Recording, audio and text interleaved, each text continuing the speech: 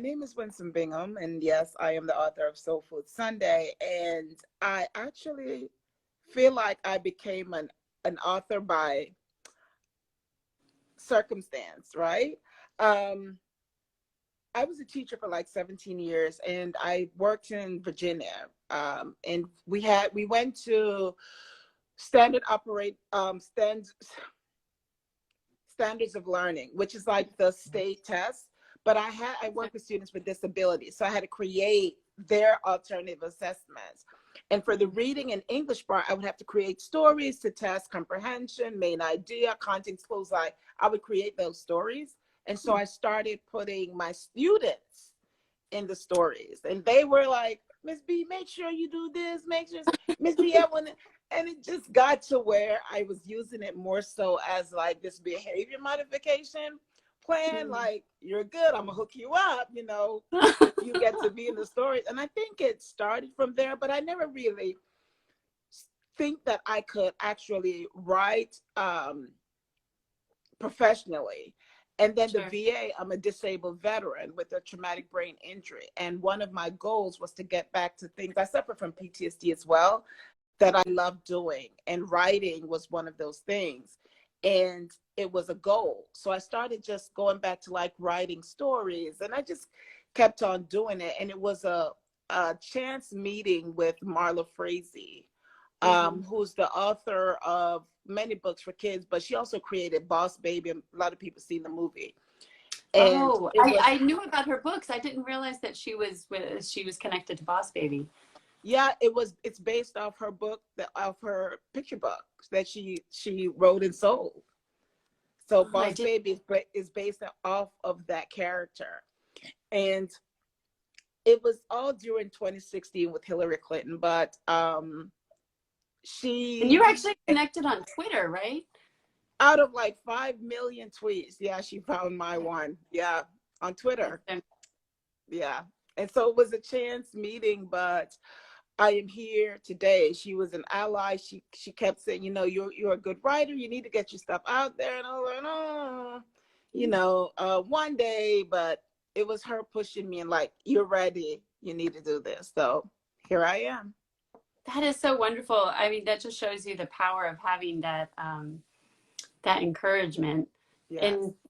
And can you give us some examples to go back to when you were writing for your students? Like, what kinds of stories do you remember? I know this was a while ago. Like, what kind of stories would you write for them? It really just depends. If it calls for a main idea, like what's the main idea? Say I have a student that's Twan, right? Now Twan is he's the main character. Right. So I would put him in scenarios where I will create a story around it. There's comprehension that goes along with it. Because it's really a test that do they know what the main story is? Right. I would write mysteries. They really like adventure because they like to just do stuff. Like they like to be superheroes and jump off buildings and roll around like they see on TV.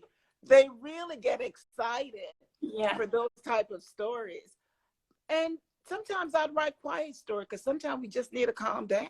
And the ones that didn't like the quiet stories, they didn't like seeing themselves in quiet stories, then they'll be good. So next week they can get to be in adventure stories, So it was punishment on my part for them. But, some stories they just didn't see themselves in, but you had to earn it. You earn to create your own path, at least when I'm writing it. Right. Oh, I bet they love that. Yeah. And like you said, so you've always had this thread of writing, although like you said, you didn't know you were going to do it professionally. And then when you got back to it later, it was really part of your own healing. Can you talk a little bit more about how stories can help with healing and help us reconnect with joy? Oh, yes. I think that's one of the things for me. I think stories are just that. Stories are soul food, right? They're things that make you feel good and make you feel comfortable.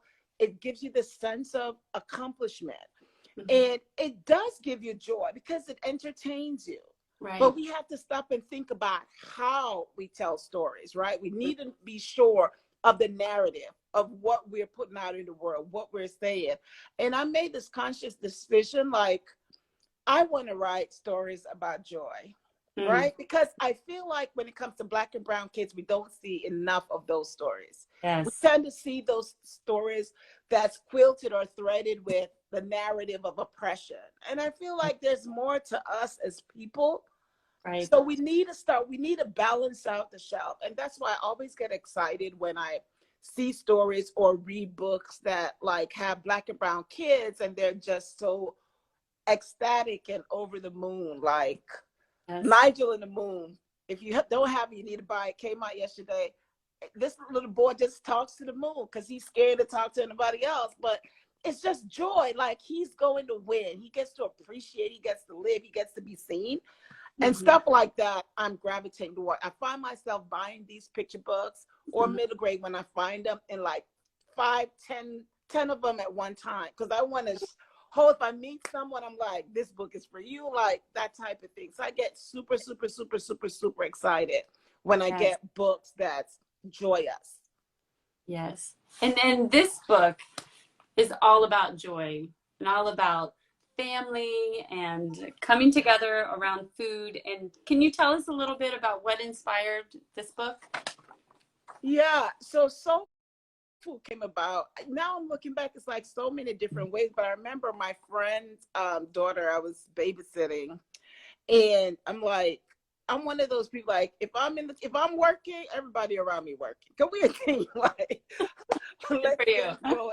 And when she was doing all these things, I'm like, that's a book in there. But also I didn't see anything like it on the shelf.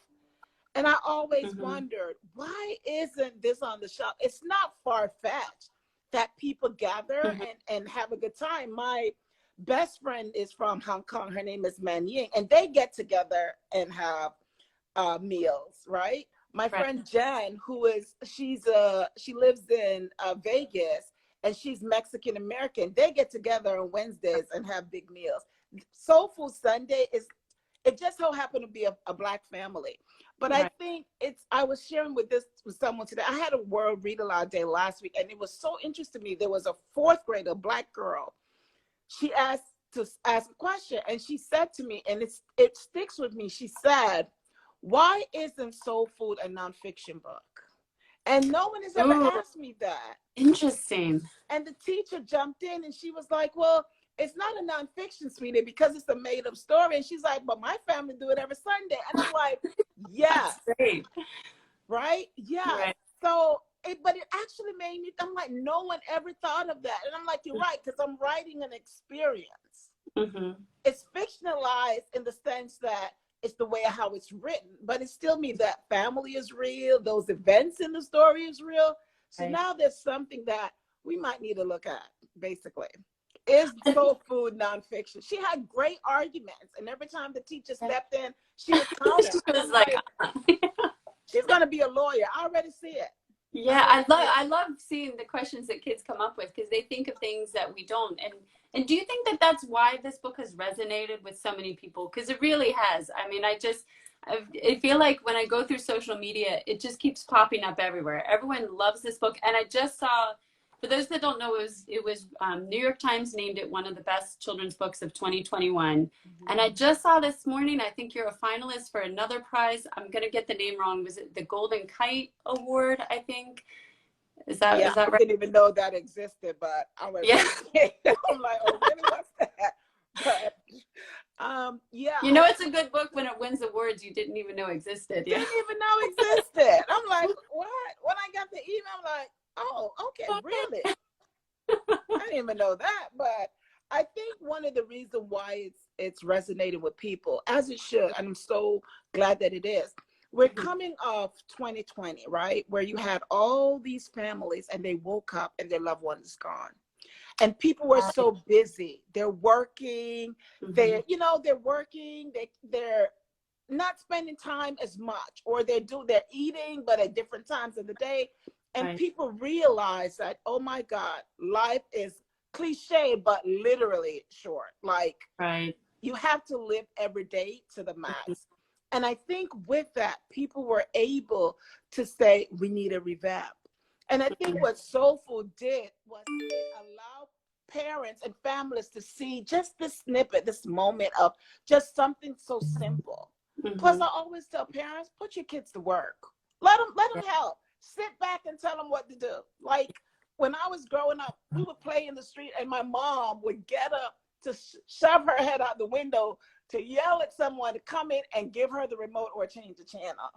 Like, it didn't make any sense. Like, you're right, you got up. You know, you're going to grab the remote or turn the TV to knob, but it's that thing of being in control and making sure that you get to be with your kids and be with your families. And I think that's why it's resonated. People miss those moments of 2020. They miss it. And now they're going back and they say, you know what, we need to start doing this. Like I get emails and DMs and people like, you know, we're back to having Soul Food Sunday. We didn't realize that we weren't doing it anymore. Right. That makes so much sense. And like you said, I think people do miss those moments. And one of the things I loved about it is just the relationship between the grandmother and the boy, that she is so encouraging everything. Oh, these are the best. That's the best greens I've ever seen in my whole life. Everything that she does. I mean, she's very exacting. She makes him do it right. But when he does it, wow, she's so praising him. But I also love that when he wanted to add something himself with iced tea, she let him do it. She said, do you need help or should I let you? And he said, I'll do it. And I think a lot of times as a parent, I want to kind of, you know, hover over them and make sure they're doing it right and they're not going to make a mess in the kitchen. But she didn't. She just said, okay, I'll let you go. And she went off somewhere else. Yeah, I think the biggest pushback I have, and people are, well, I don't think she should have let him use a knife by himself. And I'm like, why not? When you're teaching your children how to do things, you monitor, you model, you're molding them, and you're making sure they do it right. I couldn't fathom people are like, that's not safe. It is safe. I remember when the editor bought this manuscript, that was her biggest concern. She's like, well, the safety with the knives. I said, you don't have kids, do you? She's like, no, I said, I knew that. Because one, they sell safety knives for kids, like they do the scissors in the classroom. And two, if you teach them right, they're going to do it right. No one wants to walk around with chopped off fingers. So like my grandmother, you better not chop those fingers off, right? And you're going to take your time, because it's just this understanding that I don't think I'm being negligent letting a kid, you know, learn to use a knife. You teach them, you model it for them. When they do it right, you praise them. When they do it wrong, you start over. That's part of learning. And what I find so interesting is that, like we've talked about, this book is all over social media. It's winning all these awards and you know, being named by New York Times as one of the best books of 2021. And yet, when you first started showing it to people, they thought you would never get it published because it didn't follow the formula of what the story should be. And can you talk more about that? Yes, I hate this formulaic way of writing picture books. There is this understanding that picture book is written one way. And I always felt like, I remember someone told me this book would never be published because it's not written the right way, right? And the second thing that she says, and Soul Food Sunday, you should get rid of the title. It should be Sammy Serves Soul Food. And I was like, who the hell is Sammy? Oh, excuse me. Like, who is Sammy? And why is Sammy serving? But it's under this thing when it comes to Black people. And people don't understand there's this hidden part of them, right? They're conditioned that they don't see us as anything else but as servers, right? As menial. But my grandmother always said there's dignity in every job. There's dignity in every job. And with soul food, they said that. It doesn't have a conflict. It's not going to sell. No one's going to publish it. It doesn't follow the formula. But we have to stop and approach stories from different cultures differently. If we're truly going to be authentic, we need to allow people to tell their stories the way they want to tell it, right? The way it should be told. In my culture, it's okay to tell stories like this. I remember when I first started writing, I used to think of like when my son and my godson, they would come like telling me a story. They'd be like, so let me tell you this is what happened. And they said this, and next, and next. And so when I started writing picture books, I used to do that. I would write the story and next and next and next. And when I'm done, I go and take out the next part. Right. And then I just see how the story progresses, right? That is an easier way for me not to get caught up with what didn't happen, what comes when. Because now I'm putting it in a sequential order of events, or I'm putting it in a chronological order of events. Stories should be just that. It shouldn't be a boy or girl tries 3 times and fails. Right. In life, Black and brown kids, we don't get to try 3 times and fail. It's real. It's unfortunate, but we know we have one shot. One shot.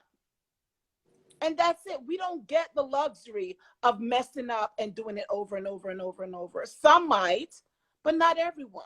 Right. And so when we go for that one shot, we have to take it. And it's big and it's bold and it's brave. Sometimes we make the shot and sometimes we don't. Right. But that's what happened with Soul Food. I know if it gets rejected 50,000 times, I can try and learn to write that formula, but that's not authentic to me because I don't tell stories like that. I love that. And I love that you were so persistent with it, even though you got that kind of criticism, that you were so kind of strong in your own belief of how it should be. You just went ahead anyway. And look what kind of success you've had with it. That's wonderful. Yeah. Thank you. Yeah. Let me see what I was going to, so we have a few more minutes. I just wanted to give you a chance to kind of promote what you have coming up, because from what I understand, Soul Food Sunday wasn't even the first book that you wrote to be published. And I understand you have, is it a chapter book or a middle grade?